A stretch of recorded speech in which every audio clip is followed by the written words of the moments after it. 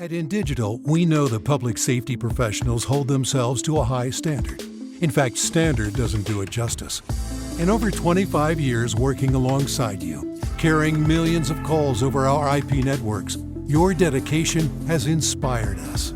That's why our ESI net goes beyond industry standards, not only I3 compliant, but designed to adapt to future development for a network you can count on when it matters most. Learn more at indigital.net.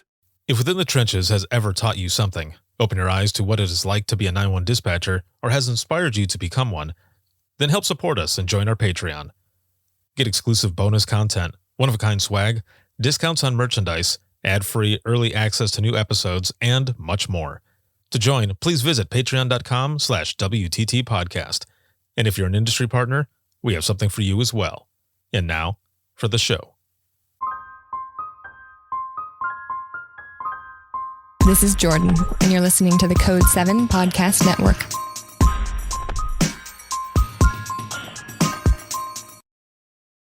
Warning. This episode contains the 3 A's of podcasting: adult content, adult language, and awesomeness. You've been warned.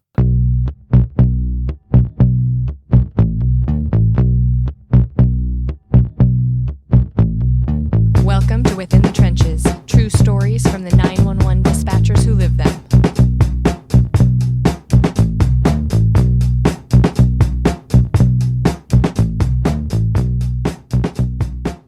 Hey, what's going on? This is Ricardo with the Code 7 Podcast Network, and this is going to be Within Trenches, true stories from the 911 dispatchers who live them. This episode is sponsored by InDigital, a leader in next-gen core services, and a big shout-out to subscribers of the podcast, whether you're on Patreon, Circle, or Facebook. Thank you for everything. It is the week of November 6th, 2024, and the last couple of months of this year are going by super fast.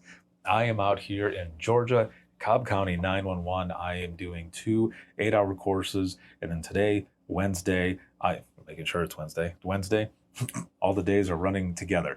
I'm out here recording a bunch of episodes with the 911 professionals here at the center.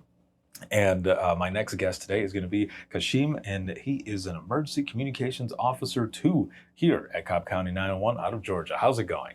Doing pretty good. All right. I'm doing all right. I'm probably going to be hoarse, after this. Yeah, most definitely.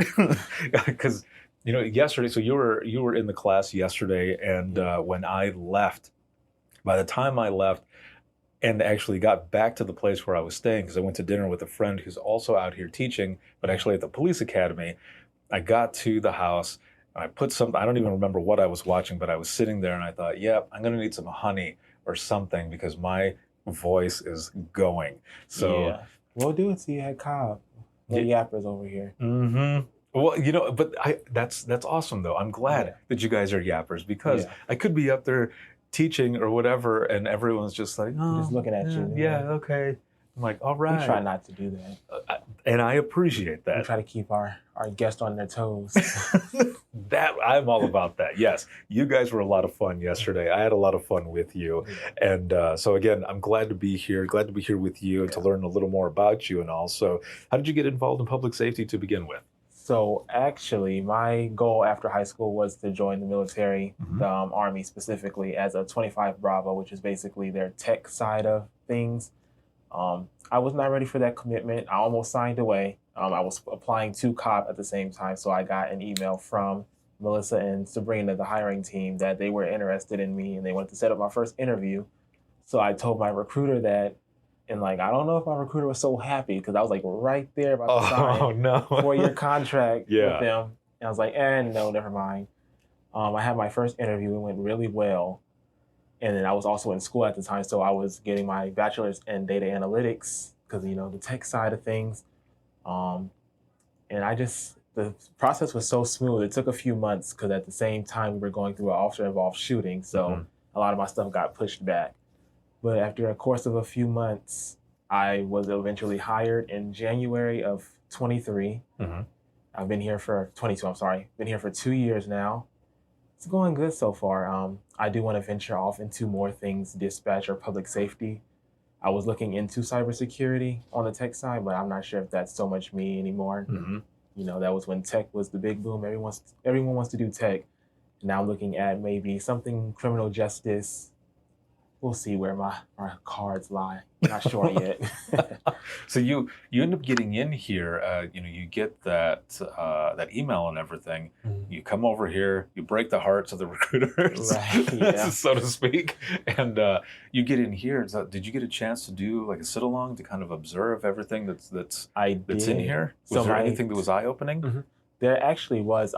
My first time being up on the floor, I actually did my critical, and I took a really quick tour, and it was just so crazy because like I was taking my critical, and I could not focus for the life of me because I'm like, oh my gosh, that just happened. And I was like, oh shoot, the timer ran out. So I ran out of time on one of the tests. I was no. dang it.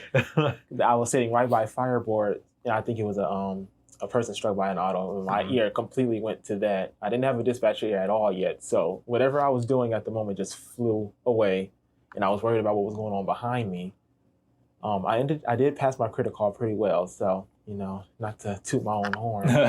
Well done. I hear it's a Yeah. pretty tough And test. then during the hiring process, it was about maybe 3-ish months in total, from start to finish. I did observe for about 2 months, so I had a lot of time to really just take in all of my surroundings because it's a lot going on when you got 8 screens in front of you and 20 other people in the room because Cobb is a really big agency. It's a lot going on here. Yeah. So for those who are listening right now who might not know, because there's a big chunk of those who listen to this podcast who are from the general public. So for those who might not know, what exactly is the critical test? So the critical basically tests you on really basic things, the multitasking. So it'll be a prompt in the bottom left or bottom right corner of what you're doing. So say you're on a mapping session and you're trying to see, hey, how you get from here to this point on the map, but then something pops down below. An example, a dog bites a neighbor. Who are you sending? So you have a few seconds to choose who you're sending, but you also have to still pay attention to how do you get from here to here on the map. So it's testing how do you multitask, typing, which is pretty lenient. It was only 35 words per minute. And if you're in dispatch, 35 words is not a lot. Right, yes. That's pretty low on the dispatch side because officer spits something out, the next thing is already ready to go. Oh, yeah. You got to be typing Once fast. they're done talking, the next one is going on. And sometimes they don't even wait for each other. They're like puppies and just all pile up on top of each other and just create a snowball effect. Right. So that's also on the critical. What else do I remember? It was fun, other than me forgetting that I was doing a test and listening to the fireboard behind me. Yes. I can remember it talking to you in your ear, and you cannot type as it talks. You have to listen to it and then type what it told you afterwards. So it would it's not too fast, but it give you a series of numbers and letters in an order. You have to type it back to it, how it said it to you. So the first time I actually failed it, because I was like, I don't remember anything it just said to me. Like it didn't even go in the ear. It didn't go in the ear and come out. It just didn't go in my ear at all. I was like, I got to redo that. So I got to redo it, and I got it completely right the second time, which luckily. But it's a fun test. It's definitely different. Would I do it again? Probably not. I won't. I don't want to do that again. Right. It was definitely a different kind of testing. It definitely tests. Are you quick on your toes? Can you handle this? Because it's like 10 times more once you start getting into the big side of things. Oh, for sure. Yeah, you've got all types of calls that are coming in, and never know especially what's gonna come through your ear. when you're developing that dispatch ear as well, and then just finally putting it all together. But also, I feel like you get that satisfaction afterwards when you get it down. You're just, it's like I got it. Like once everything clicked for me, I was like, this is wonderful. Now I can eat hot Cheetos and sit back while they're talking to me. Yes. I have this thing in my ear, that thing right here. Oh, my coworker's talking to me, and it's just all flowing so nicely. It wasn't like that in the beginning at all, but you definitely get acclimated to your area and what's going on around you. Sheesh. It's just easier. Yes, that's a perfect description of all of it and the intensity and everything else. Now you're getting in there. You pass the test. And you're starting your training. How long did the training last? Training, personally specifically at Cobb, we are very big on training, so it never ends. Yeah. We are required for post to get 10 hours, but also our county requires that you get an additional 10 hours of training. So we're always training, but the beginning to get released is about 18-ish months. Some people are faster, some people take longer, which our county is also really good on. You know, if you need more time, we're definitely open to giving you some more months, trying to get you down. So we don't want to ever release someone that is not truly ready. Right. Because you don't want to be on that radio and you're not really ready, or on a phone call and you don't know what to do. So about 18 months-ish is how long it took me to be fully through training. So you go through your academy, which is about a month, and then you do phone call training, which is, it just depends, usually about a month, but definitely will give you more time if you need it. You're wanting to be released to phones solely just for a minute, because you get used to taking phone calls. It makes a radio is much easier as opposed to phones and then immediately into radio. And then radio training is where you're really just, you're going to be there for a while. It's about 84 shifts in total. And we work a series of 2 days on, 2 days off. So it's spread out for about a few months. But you're really trained vigorously on radios, because Cobb radios can get you. It's calm until it's not. And you never know what they're going to say. Never know what they're going to say. What would you say has been maybe your most favorite part of all of this? Was it more so phones, or was it radios? So usually people really enjoy radios. Personally, I like both. I love phones because I see it as I can cause a problem and hand it right on off to somebody else, and I'm on the next topic. You're working the radio, that's your problem. The entirety of the call. So from start to finish, it's yours. You can't hand that off. On phones, you can take it, hand it off, like, I got a present for your friend. Yes. And be like, I don't want any more to do with it, so I'm gonna give it to you. But I do love both. There's nothing more exhilarating than working a radio, and they say those famous words, I'm in pursuit, or I got one running. It's just like, oh, I gotta sit up for this one, get ready to type. Put the hot Cheetos down. Or like, you don't get to say anything, and you just start typing, and your coworker looks over, like, yeah, it done got real. It just, I don't know. I love both equally. It just depends on what kind of day. Sometimes I prefer phones. Sometimes I want that craziness of a radio. You really never know. It moves so fast sometimes, whether you're on phones or on radios, that it can go either way, right? You're doing stuff nonstop, and you look up at the clock and you're like, it's almost time to go home. Yeah. Or you look up at the clock and you're like, it's only been like 15 minutes? Are you kidding me? Like, we just got here. It feels like we've been here for 12 hours. Yes. It's definitely some days like that. But that's the wonderful thing about dispatch. You never know. That's true. Yes. So, you get through all of that stuff, and let's just say now, we're specifically for like phone calls, and you've been observing all of this time, right? You've been listening. You've been maybe running scenarios or whatever. Well, now it's your turn, and they're saying, you're going to be taking the next phone call. What was that like for you? Like, do you remember? Like, was it? I remember very vividly what happened during my phone call training. It started off very rocky. So I started training on nights, and as we all know, nights call volume is real low, but usually every call is something going on. So I remember we got here at 6 p.m., clock in, ready to do it. My CTO takes a few phone calls first. I just listen, okay, I can do this. Around 8 p.m., I take my first phone call, and our phones are set up where you're in ready status, and it just dings in your ear. So you never know what you're going to get. It could be an admin line. It could be a 911. Yeah. And I remember it dinged in my ear. It's a frantic mother screaming. I was like, oh, Lord. I was like, punch my seat. I don't know. I was like, okay, I got this. And then she started telling me I got the address. She started telling me what happened. And she's like, yes, my baby has something wrapped around their toe, and like it's turning purple. I don't know what to do. And I'm just like, there's no way this is my first call. I don't know what to do. So I look at my CTO, and she's like, you got this. I was like, I don't got this.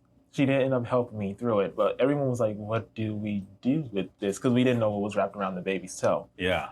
And it was turning purple. The fire got out there, and they got out there really quick, and I was so happy. Because I was like, that was my first call.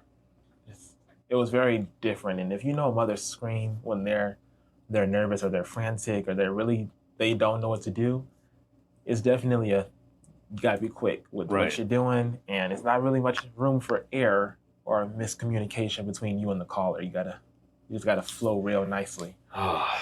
Yes, especially when it has to do with kids. And like you're saying, Yes. you hear a mother or father or whatever, a parent screaming, anything like that.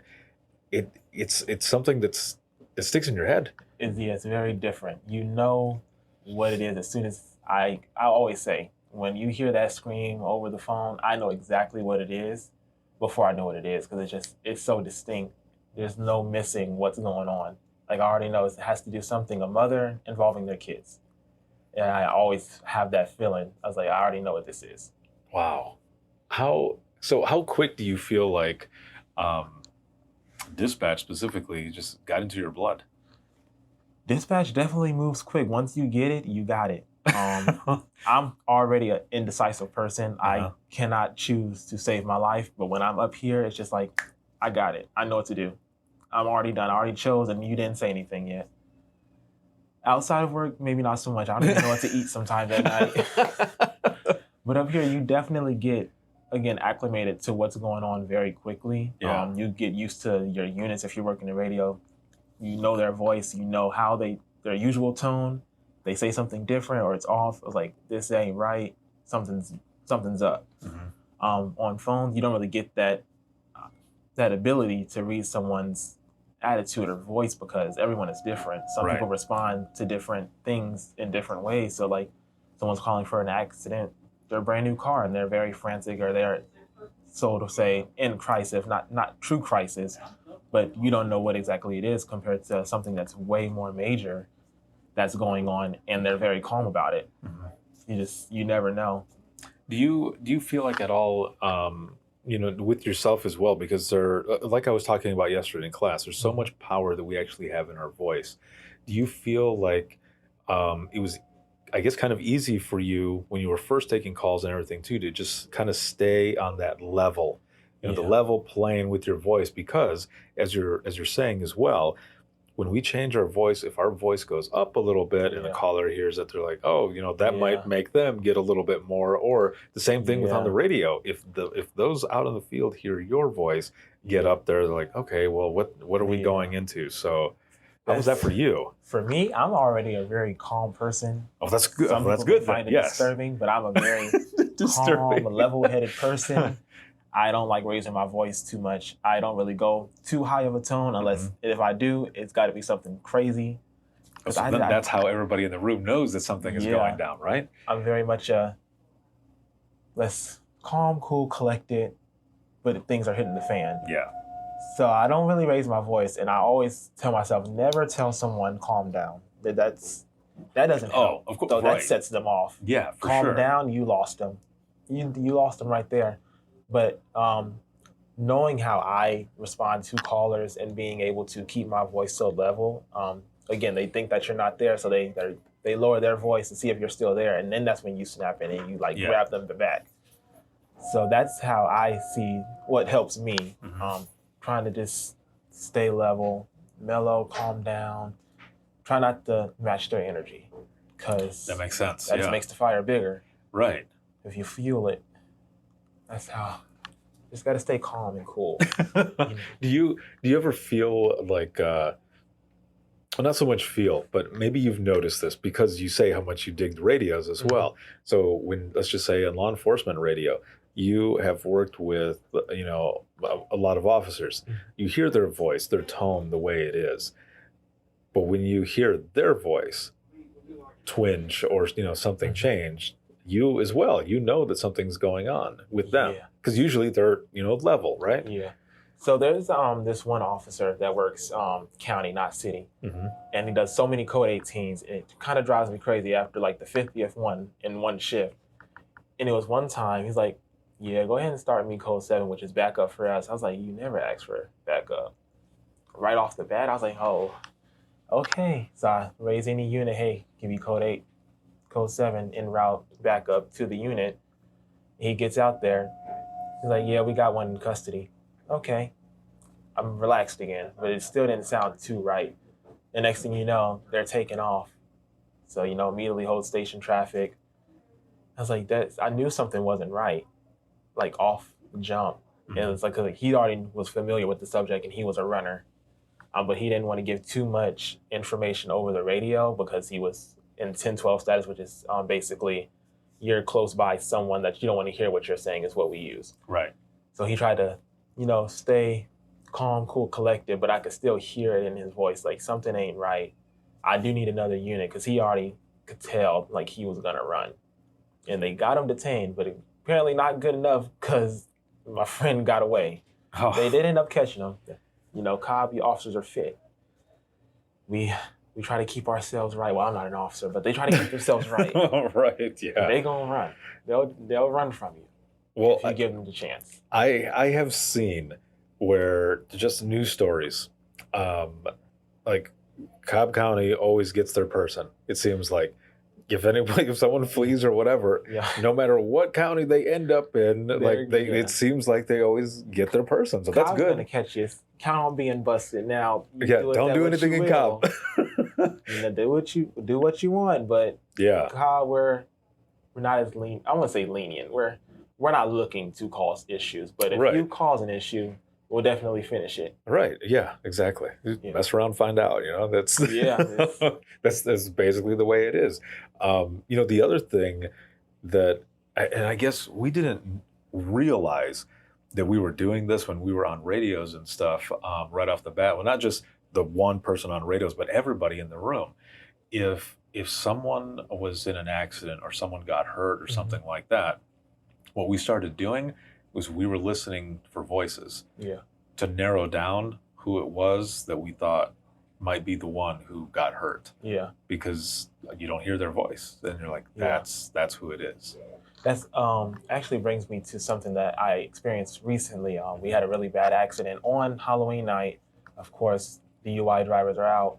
And I'm taking the call from a bystander, and he has the woman's baby because she's trying to go check on her friend. Yeah. And I can hear in the background, we just came from a party. He's drunk, but he's not responding. And I'm asking the caller, I was like, did she say that he's drunk? He's like, no, she didn't say anything. I was like, huh. So okay, before I document that, let me wrap this call up. And I go listen to my playback. And of course she said, he's drunk. We just came from a party. I was like, see, I could hear it, but the callers aren't really listening to that. Yeah. I'm always listening for background information or noise, anything that can help me figure out what's going on. Because I wasn't getting too much information from the caller. They're not sure what's going on. It's just a single vehicle involved. I was like, I got to get something more. I love to fish for more before I just send everything out. Yes. There's always more information. Right. And that's, that's one of the things as well, being in dispatch is we're kind of like, detectives in a sense as well, with a lot of stuff. Now, so when you were starting out on phones and everything, did you find it, well, I was going to say, did you find it hard? But I think you kind of had it already building up because you were taking the critical test, yet you heard, other stuff that was going on that had your attention as well. But what I was going to ask was, did you find that it was kind of hard in a way to develop that dispatch ear where you're listening to everything? Because as we're talking, you're listening to someone on the phone, right, with one ear.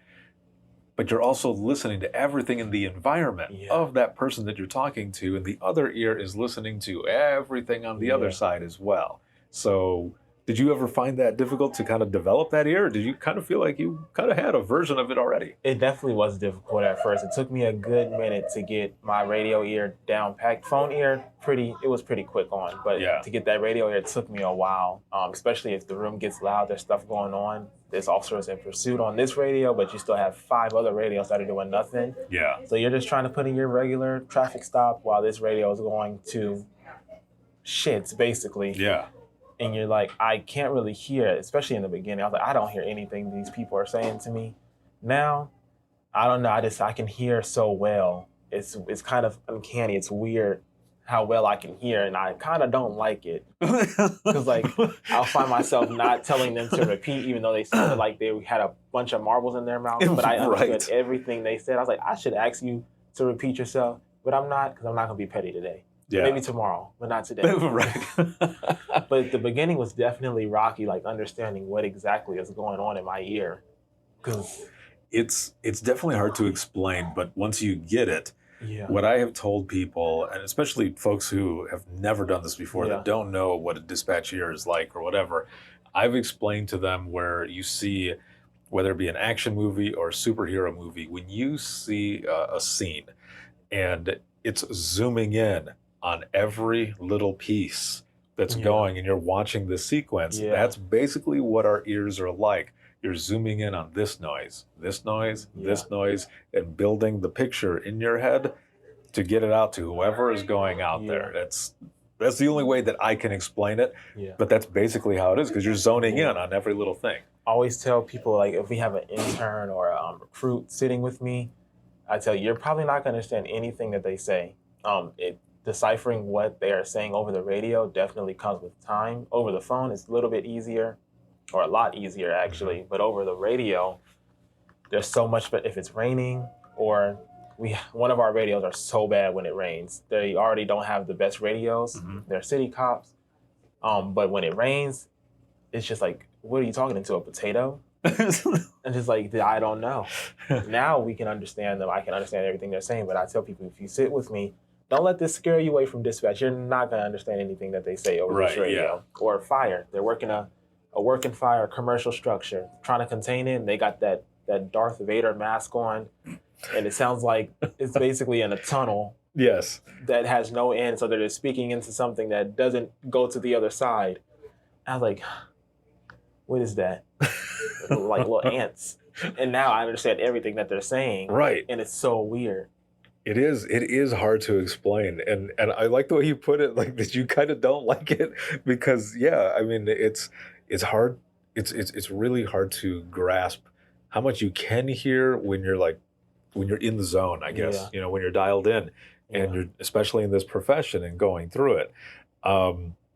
So you've been doing this for a couple of years now, right? And you said that you're doing this, but you're also kind of looking at, maybe a cybersecurity type thing or whichever. But I guess it sounds like, I mean, it really is in your blood and everything. And I love talking with you because I can tell how much you dig this profession and everything that you're doing. I mean, you're making a difference. You're part of something bigger than yourself, and you're taking these calls and helping people.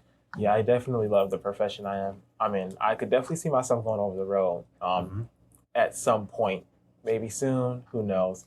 But I definitely see myself going over the road at some point as an officer, especially if I go into the criminal justice side, do my time on the road, become a detective, then I can start wearing what I want again. Yeah, yeah, exactly. But I definitely see myself staying in public safety of some shape. I've always saw myself doing that, even in high school, before high school, college. Now, it amplifies every year what I want to do. I'm very big on our recruitment side. So you'll see me out and about in the community or on our Facebook page, our Instagram page, trying to recruit, talk to people, talk to the children. I love being out in the community and stuff. That's my groove. That is awesome. Saying what I do. I love it.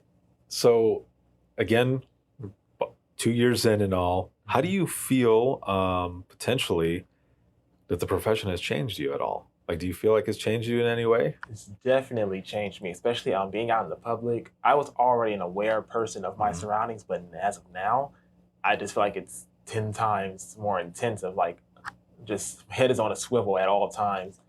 So in that sense, definitely starting to like peep things out, or what's a better word for, like notice things more than I would before. It's just like, and again, like it's one of those things where I love it, but I hate it. Yeah, you're more hyper, like aware. Yeah. It's kind of weird how much I notice around, especially the county, but in other counties, in other states. Definitely a career that'll have you having way more knowledge than the average person. Right, Because like a lot of problems come through dispatch, even when it's not something that dispatch handles, or you're learning everyone's job. You're learning how to do everyone's job, doing your job. That is true. Yeah, you are a one-all, catch-all pretty much for everything that comes in. 2 years, I've gained a lot of knowledge about things that I would never have knowledge about if I wasn't working here. Like DOT, Department of Transportation. I know a lot about that, and I don't feel that I should, but I do. There's definitely a lot of knowledge that comes with this profession. And we are coming up on our time. It doesn't even feel like we've been talking that long, man. Like, holy moly. Crazy. Yeah, it is. This was fun, I told y'all I'm a yapper. Hey, I love it. I'm glad that, I'm happy that you are where you are at. You know, I can hear it and see it from you that you love it. So even with the 2 years, a lot has happened. You've learned a lot, as you've said. Yeah. Going into the wrap up of this episode, one last question for you. If you could go back to 2 years ago to talk to yourself in the beginning, if you could give yourself any, and this was a question I gave all of you in class yesterday. So if you could go back to the beginning of the career, just to talk to yourself, you could go back in time, not to change anything, but just to talk to yourself, what would you say to yourself? What advice would you give yourself? I would definitely tell myself, get out of your ear, thug it out. Just get out of your head. Stop telling yourself things that are not necessarily true. Again, I started off rocky during phone training, and I was just like, I'm not coming back tomorrow. I'm going on lunch break. Where's my keys? I might not come back after lunch break. I was like, stop it. You're getting in your head too much. It's not that serious. And people would try to explain to me, you're not going to understand everything that's going on at first. But it's definitely, I wouldn't say make or break you, but it can definitely discourage you sometimes.